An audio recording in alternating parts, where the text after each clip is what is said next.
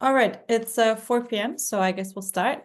Welcome everyone, and welcome back to another seminar in our monthly book seminar series on international cybersecurity, where we invite people who have published recently their books or about to publish their books on international cybersecurity across various disciplines.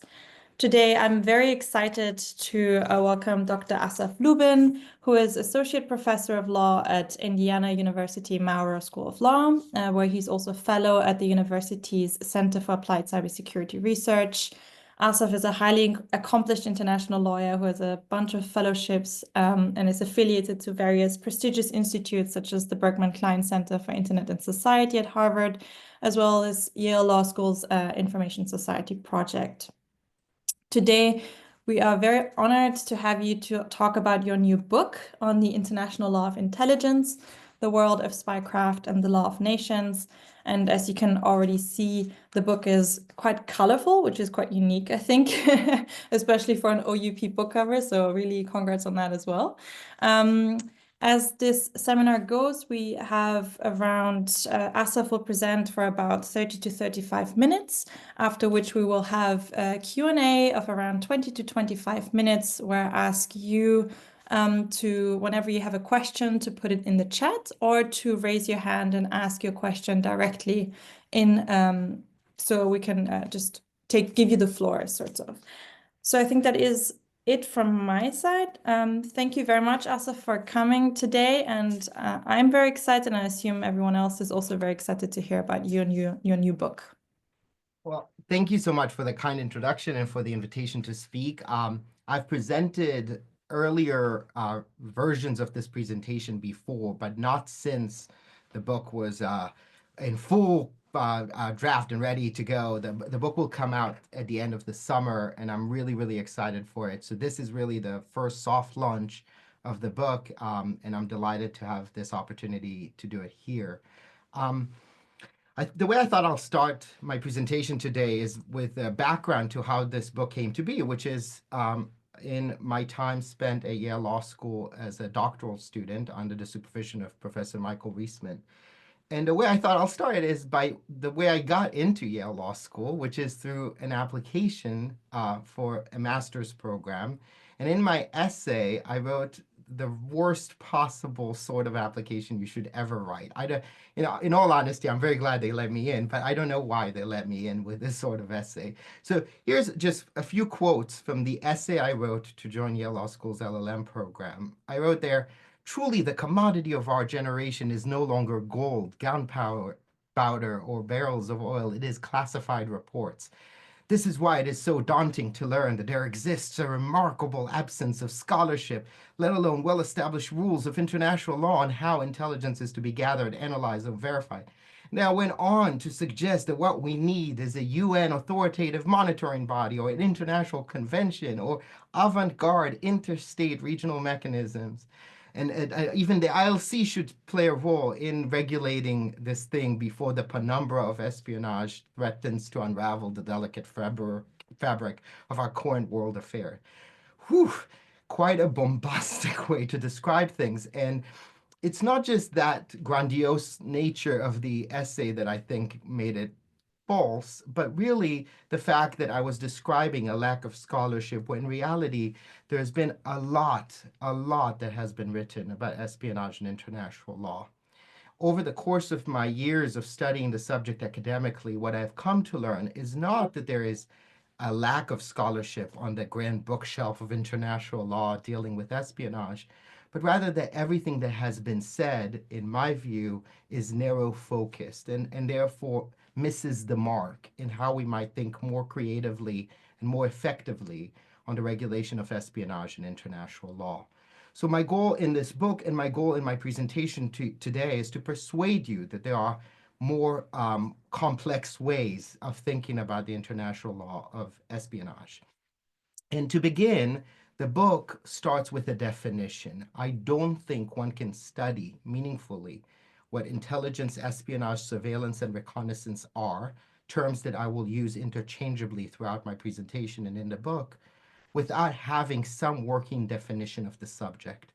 And part of the problem is is that there is no customary, well agreed upon definition of what intelligence is. And arguably, that lack of a definition has also been the cause of the failure to develop meaningful regulation of the subject. So in my book, I propose a definition. It's a definition that I've now tested and tried multiple times, so much so that everything underlined in my definition can be challenged and has been challenged in conversations I've had with colleagues. And so I'm happy to discuss every aspect of this definition in the Q&A, but let me just walk you through it. It's a 5-part definition. I am a lawyer. That's what we do. We define things in very expensive ways. And so in my for my purposes, intelligence operations are only those that occur in peacetime. There's not to say that there's no wartime espionage. There's plenty of that. It's just that we should start by regulating the more complex aspects. I am happy to discuss wartime espionage and its regulation under the Geneva Conventions and elsewhere during the Q&A. Next, the operation involves passive gathering of information across the entire supply chain of intelligence. This is what is often known as the intelligence cycle. This is the stages of intelligence production. And it also is across all the disciplines of intelligence production: human, SIGINT, VISINT, OSINT. Across all those ints, intelligence will be requested by the policymakers, collected, processed, exploited, analyzed and produced, disseminated back to the policymaker, who will then have a new set of questions, and the cycle will begin anew. And so across that domain and across the entire agencies that produce it, the intelligence definition that I propose applies. In addition, it is an interstate operation by one state against another state, including any kind of attribution of conduct to the state under the laws of state responsibility. And so it is not to say that there is not plenty of collection of intelligence by non-state actors. There is a lot of that. But let's start with regulating, again, the most traditional conduct first, and then address the complexities second. And I'm happy to discuss non-state actors in this space as well. And finally, the definition requires some degree of secrecy as to both the choice of means and targets and the reasons behind the operation. And the reason for that is for otherwise, even an ambassador sitting in his embassy opening a newspaper will be an act of intelligence operation. After all, it is a peacetime operation occurring by white state against another state that involves passive information gathering. It meets all of the requirements. So adding some degree of secrecy narrows the scope of the analysis to a narrower set of state conduct, and thus allowing us to develop tailored regulation that is fit for purpose. Now, I want to, as I said, everything here can be criticized. I want to focus on one criticism by a terrific scholar. Her name is Sophie Deroy, who wrote a terrific book that I would put to all of you to read, called The Regulation of Intelligence Activities Under International Law. One of the things that Sophie Deroy says is a criticism precisely on the focus of the definition on passive information gathering. In so doing, the definition excludes what we might call covert action, those operations to manipulate, what some associate with the James Bonds of the world, espionage activity that is about assassinations and regime changes and disinformation and misinformation, all of which I exclude from the book's analysis.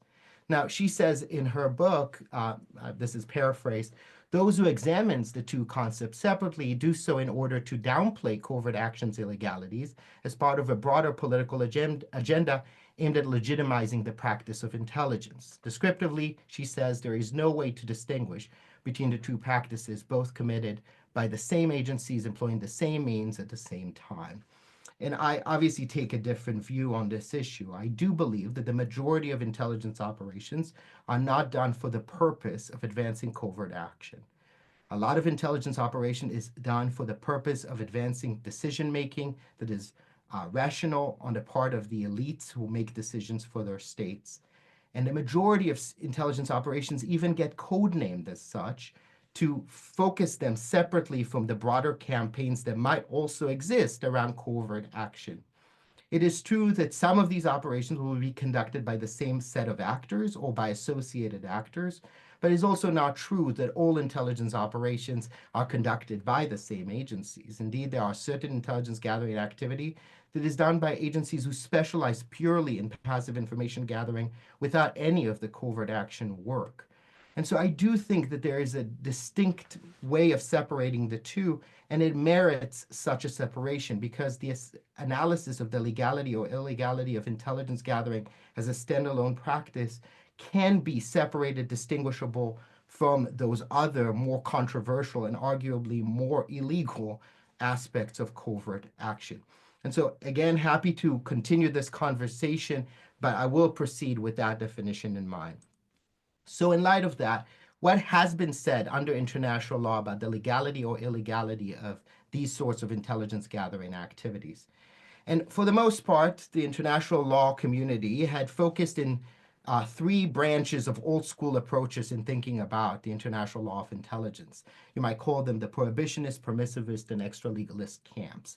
So on the prohibitionist side, you have people like Kant who believed that spying was a diabolical act, in his word, because it broke the trust that is necessary in a society to achieve a perpetual peace. For Kant, any spy, no matter what the means or what the purpose were always illegal. On the other side was a permissivist camp led by the likes of Thomas Hobbes, but also Hugo Grotius, also Sun Tzu. They believed that spying was always legal. Sun Tzu said, spy, spies, and spy again in his famous book on war. Thomas Hobbes described spying like, quote, rays of light unto the human spirit. He associated the nation state as a spider, and its spies are its spider webs, feeding the mother spider with information, with intelligence. And so for folks in this camp, spying was always legal, no matter what the justification or what is the context in which it was collected, under the logic that we always need to prepare against a surprise attack. Now, the third camp, which arguably represents a lot of where a lot of international lawyers even today lie, viewed espionage as extra-legal construct existing outside the realm of the law. To give one example of that, look at the work of Afshin John Radson, who wrote a famous article in 2007 called The Unresolved Equation of Espionage and International Law in the Michigan Journal of International Law. Radson said in that article, quote, mortals should not attempt to perform miracles. We cannot convert water into wine at weddings, turn lead into gold at a chemistry lab, or form a human being from a lump of clay. To accept reality is to abide by the laws of physics. And what are the laws of physics? It's that espionage and international law start from different points. Espionage dates from the beginning of history. International law is more recent. One is about lying and cheating and deceiving. The other is about the pursuit of justice, where justice was once trampled. They are two different antithetical concepts. In fact, he goes on to say that those who wish to engage in research and scholarship on espionage and international law, nay, those who want to write a doctoral dissertation on the topic and then turn it into a book, he says, do yourself a favor, move to other projects with grace. In my book, I start by saying I gracefully decline the invitation in response to Radson's statement. I do believe that espionage, like any other area of state conduct, like war and other aspects of national security, can and should be regulated. And so it is in that sense, these absolutist claims that spying is always legal, always illegal, neither legal nor illegal, is not a helpful recipe for the regulation of this very complex area of state practice. And that is perhaps why we had moved from old school approaches into new school approaches, which are relativist theories that say that spying is sometimes legal and sometimes illegal. And of course, now the question is, where do we draw the line? Here, I would say that there is a majority view. This is where I think most international lawyers might operate, which is a generalist view that suggests, as the Tallinn Manual had said, that spying is not per se regulated as a matter of international law, but since spying is yet another area of state conduct, we might regulate spying's individual acts through some lens of prohibitive rules in international law. So we will look at each composite act, be it spying from outer space or spying from a satellite or spying from a human spy operating in the territory of another state, and we'll ask what the conduct violated in general international law. So on the screen right now is an image taken from Fabienne Lafosse's excellent book, L'Espionnage dans le droit international, which in which he proposed how sovereignty might regulate a lot of the conduct in question. He drew an espionage vector on one side and then a territorial vector on the other. And as you can see, any spying that is conducted within the territory of the state violates sovereignty and therefore is illegal under international law, whereas any spying that is conducted from the global commons, like outer space or the high seas, is lawful under international law since it does not violate sovereignty. And we can imagine the same kinds of access across all kinds of prohibitive rules, from the prohibition of an embassy to spy on the host state, or the prohibition on the host states to spy on the embassy, all provided under the Vienna Convention on Diplomatic Relations. So we could have built an axis around the VCDR. We could have done the same under the law of the sea or the law of airspace. And in fact, a lot of Fabienne Lafosse's writing and many others in this generalist account is zone-based. We imagine regulation of intelligence based on the zone in which it operated. Now, I don't find this entire argument persuasive at all. And so let me start by giving some arguments for why it is not persuasive before moving to the alternative account. It is not persuasive first and foremost because it completely disassociates itself from the operational code. States do spy in the territorial spaces of other countries, and they do so regularly. And one of the easiest and indeed cheapest way to do so is to spy from the embassy, where it is presumably illegal under the Vienna Convention of Diplomatic Relations to do so. And so what happens is that the operational code is separated under the generalist account from the myth system. The myth system, of course, is what is written in texts of treaties. So we put the treaty text on a pedestal in complete disassociation from the operational code. And the result is, I feel, a descriptive account that is in disassociation with what people see in reality. Now, Hans Kelsen told us that the validity of the law presupposes a minimum efficacy of the law. If you tell me that the law is X, but I constantly see violations of X, at some point I start asking, is X real? And that is, I think, what is worrying to me, that we see more and more people question the very legitimacy of international law as an enterprise, precisely because we tell a story of what international law is in complete disassociation with what international law looks like in practice. And so in part, the proposal that the book makes tries to bring international law as described closer to how state practice actually operates in this space. So that's my first concern with generalist scholarship. The second concern has to do with third world approaches to international law, which is a common critique that deals with the extent to which international law entrenches power imbalances within the society. And in particular, how those in the global south might be harmed by international law rules that allows those in the global north to sustain their power through rules that support their power imbalance. And so if you think about intelligence gathering as understood under the generalist account from a Twelve critique, you will find that it is really concerning to those in the global south in two ways. At once, we've deemed the most expensive forms of spying as legal, that is, spying from outer space or spying from the high seas, breaking cables in the high waters.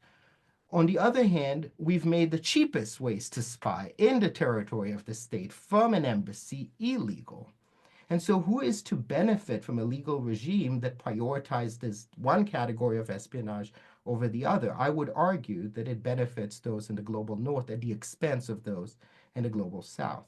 Yet a third category here, by the way, is compelling companies like the Facebooks, Googles, and Apples of the world to release data to you, which again is not explicitly prohibited under international law as understood by the generalist account and therefore is legal. Now, who can compel those companies to release such data? Again, it is those in the global north, those most powerful nations, who can compel those companies to release the data to them if they want to continue doing business in their territory. A third criticism I see for the generalist account has to do with territorial line drawing for territorially defined conduct. And we see this across all domains. This is an event concerning cyber, so why not give a cyber espionage example specifically?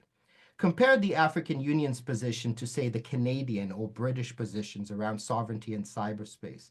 The African Union recently said that by virtue of territorial sovereignty, any unauthorized access by a state into the ICT infrastructure located on the territory of a foreign state is unlawful. The obligation does not include a de minimis threshold of harmful effects, below which an unauthorized access by a state into the ICT infrastructure located on the territory of a foreign state would not be unlawful, meaning that all cyber espionage is illegal as a matter of international law because it violates sovereignty.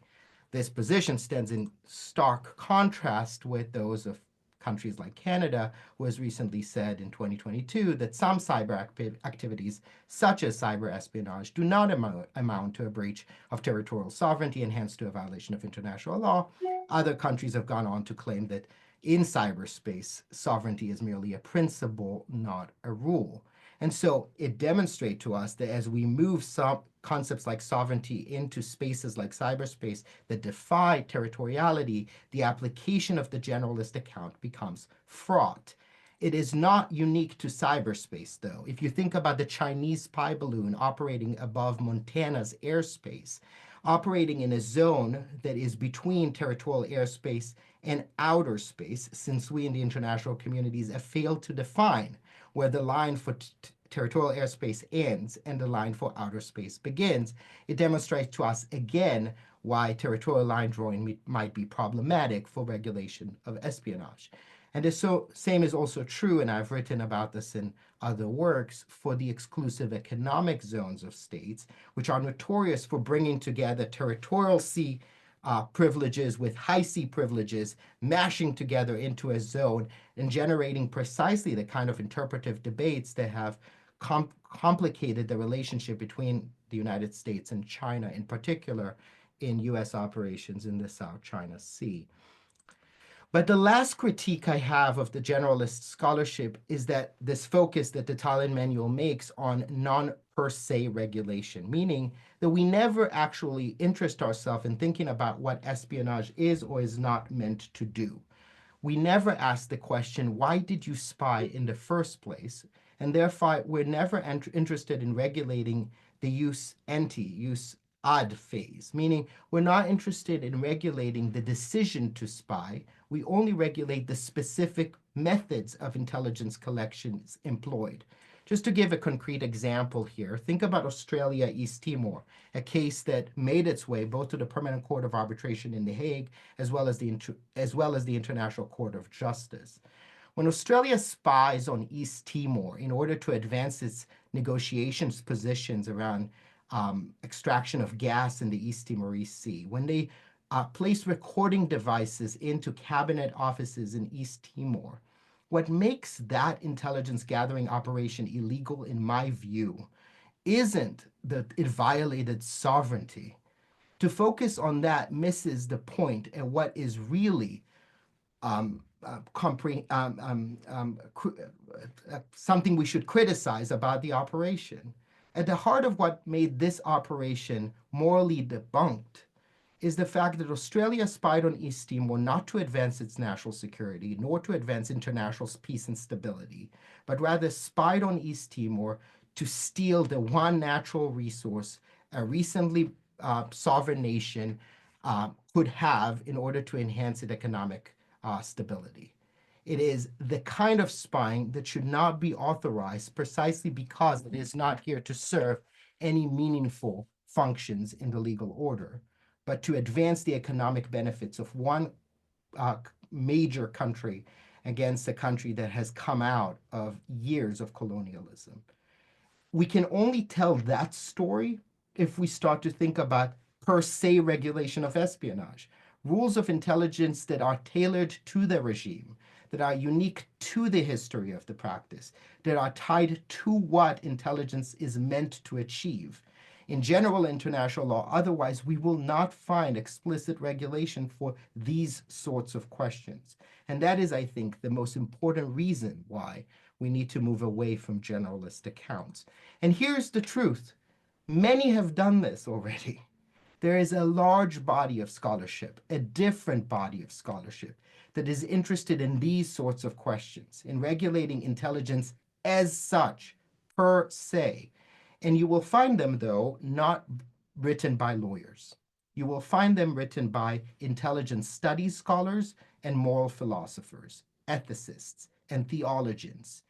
All these peoples, many of them, by the way, grew out of working in the intelligence community and have seen with their eyes what the practice and ethics of intelligence looks like, and now are putting this into academic accounts, propose the idea in one way or another that we might develop a set of ethical standards for when and how we spy. They suggest that we've done this before by looking at a set of moral and ethical standards for the way we conduct war. And that led to the creation of just war theory. And we have developed a body of general principles, requirements that might make particular decisions to launch war lawful or just or unjust, moral or immoral. The problem, of course, is that we cannot rely on a moral theory in law. We needed someone to step in and take this moral theory. It was Hugo Grotius who first did that, to take this moral theory and translate it into the language of the law, which ultimately became, for those of us in the room who do international law on a daily basis, jus ad bellum, jus in bello, jus post bellum, the charter order on the jus ad bellum side, the laws during war under the Geneva Convention, international criminal accountability and state responsibility, jus post bellum. We have a legal framework now that has taken just war theory and adjusted it to the modern frame. And so what the book does is that it tries to do the same thing for just intelligence theory, asking how can we regulate intelligence at three distinct stages: before, during, and after the operation. Because as the ICJ noted in the Southwest Africa case, a court of law can only take account of moral principles insofar as these are given sufficient expression in legal form. And that's what I do in the book, give them legal form. And you should note that this is something the European Court of Human Rights had already defended. In the famous Zakharov decision against Russia in 2015, it said that the review and supervision of secret surveillance measures may come into play at three stages: when the surveillance is first ordered, while it is being carried out, or after it has been terminated: before, during, and after.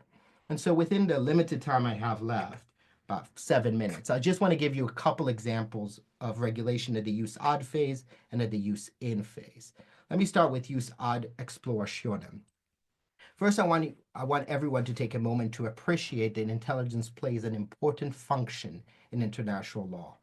Think about the inherent right of self-defense. The very right cannot exist without territorial spying, because a state cannot engage in any authorization from the UN Security Council under Chapter 7 or anticipatory right of self-defense without knowing as a matter of fact that a threat is imminent. So, and presenting that evidence to members of the UN Security Council if it seeks a Chapter 7 authorization, or in deciding for its own to act in self-defense based on such evidence. And it is territorially intrusive spying, and only that category of spying that is capable of providing a nation state the most accurate, most rational decision-making, producing evidence of what is about to come. And the reality is that the international community recognizes this. So I'll give you one terrific and yet crazy example. When in 2018, the Mossad went into Tehran and stole a ton of data about the Iranian nuclear program from the bunkers in Tehran concerning the Iranian program. And then Benjamin Netanyahu, in classic Benjamin Netanyahu form, went on a stage. Behind him were CDs and folders, all of which, by the way, were empty. They all for show. But they all were trying to convey, see, we got all these secrets from the bunkers of Tehran. And then Israel proceeded to share all this information with the P5+1 and with the International Atomic Energy Agency. Now, if all of these entities believed, as the generalist account tells us, that spying is illegal when violating sovereignty, and since the Mossad clearly violated Iran's sovereignty in entering its territory and stealing these documents from its bunkers, then all these countries and the IAEA would need to have to reject the Israeli offer of all of this material, for otherwise they are complicit in the violation that the Israelis just conducted. But surely enough, they did not do any of that. They accepted the materials, read them, reviewed them, and provided analysis on them because they saw the Israeli intelligence in this way to support the broader efforts of nonproliferation as found within the Non-Proliferation Treaty. This is, to me, evidence of the fact that the story around the permissibility or not of territorially intrusive spying is more complex. Now, to suggest that there is some kind of a right to spy, or a liberty, as I call it, is not to say that there's no restrictions on the way one spies. I suggest that there are many, many restrictions. And so the book builds a first theory of those restrictions as a matter of international law. Those can be found in jus ad explorationem restriction, macro level necessity, proportionality, and efficacy for the entire intelligence campaign, and then micro level restrictions on necessity, proportionality, and efficacy for each intelligence gathering operation. And I derived these restrictions from customary international law and general principles in law. But I note to you that some of these restrictions may be codified further in treaty. Others may be rejected, including the very liberty to spy in certain circumstances, may be rejected by treaty. So we might see the Open Skies Treaty codifying the right to spy between nations within a treaty-based framework. And we might see a Five Eyes agreement not to spy on each other as a codification that rejects the right to spy within that circumstances. And so the idea that we can rely on treaty frameworks to regulate particular areas of intelligence collection per se is not out of the norm either. As for the use in exploration, now let me give you two stories with which I will end my presentation that highlight the way by which we may restrict the choice of means and targets in the conduct of spying. The first example I use is the CIA fake vaccination campaign in Pakistan, which the US used in order to try and identify the location of Osama bin Laden in the search for him. So the vaccination program was very real, but the CIA put two of its operatives within that vaccination program in the hopes that somehow they'll be able to collect blood samples or DNA samples that would identify where Osama bin Laden was hiding. Needless to say that the program did not succeed, arguably was never likely to succeed. And when it was revealed, large portion of families in Pakistan declined to vaccinate their children for the polio because they believe it was all a Western hoax. This led to the deans of medical schools across the United States to order then President Obama to stop any use of non-official covers in the context of medical programming and vaccination campaigns. They argued that you endangered the trust in vaccination that is so pivotal to critical provisioning of medical services, particularly in certain parts of the world. And a year later, the CIA indeed publicly denounced the program and promised to never do something like this again. A similar claim could be made in the context of the SolarWinds cyber espionage operation. Many in the community wanted to claim that something about this attack was a category different than any other prior cyber espionage operation. And one way to justify it is to focus on the fact that the operation involved automated updating as the core threat vector through which, in the supply chain attack, through which the Russian hackers employed their ability to get to their target devices and networks. It is in this way that the operation endangered the same kind of trust in critical service provisioning that might categorize this kind of cyber espionage as different than other categories of espionage. And so for me, both the SolarWinds incident and the CIA vaccination program incident are demonstrative of the kind of disproportionate espionage operations that should be deemed illegal, but not as a matter of a sovereignty violation or some other general principle of law, but as a matter of the unique tailored frames that govern the way intelligence agencies operate. To conclude, I just want to say two final things. First, I teach this stuff. I teach a course on espionage and international law. I think so much of our teaching of international law has avoided any mention of intelligence as a conduct worth investigating. on the screen is the course that I taught at Columbia Law School together with Professor Matthew Waxman. So the first thing I want to say to anyone in the room, and indeed an annex of the book, will include a syllabus of the way one can teach this as a course. And I encourage anyone in the room who's interested in the subject to reach out to me. I'll be happy to share that syllabus with you. But I think we cannot move forward in thinking about intelligence regulation unless we shift the way we teach intelligence to regulation to the next generation of international legal scholars. And so that has been a particular agenda of mine for several years now. But the second thing I want to end with is a final story, and that goes to my days at the International Criminal Tribunal for the former Yugoslavia. I was working as an intern there in the office of the prosecutor and bringing the charges against Ratko Mladic, the former chief of staff of the Bosnian Serb Union. And one of the persons I helped testify was the person on the left of the screen, Suleiman Chinchalo, whose wife died in a shelling in Markela, Sarajevo in 1995. And during his testimony in that court, there was a tense moment in which he screamed his dad's wife's name in front of the men who ordered her killing. And he would later come and he said to me as we were both very emotional after the event, he said to me, "It's only human to cry." For Suleiman Chinchalo, that moment in that court was a cathartic moment that proved that international law can regulate the most unregulatable. Cicero once says that when the cannons roar, the muses fall silent. And I think events like that of Suleiman Chinchalo and Ratko Mladic at the ICTY prove that yes, the cannons may inevitably roar, but the gavel of a judge raps louder. The same is now being told about intelligence. We are told that when the spies connive, the muses fall silent.